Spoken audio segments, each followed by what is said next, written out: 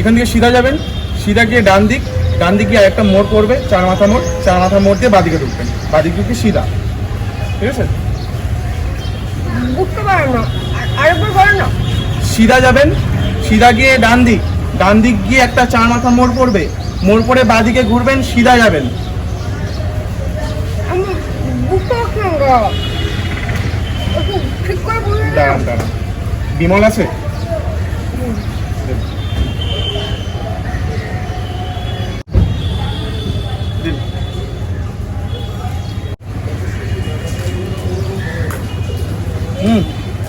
ওখানকার সুবিধা সোজা গিয়ে ডান দিকে একটা 4 মাথা মোড় পড়বে, মোড় দিয়ে বাঁ দিকে ঢুকে আবার সিধা।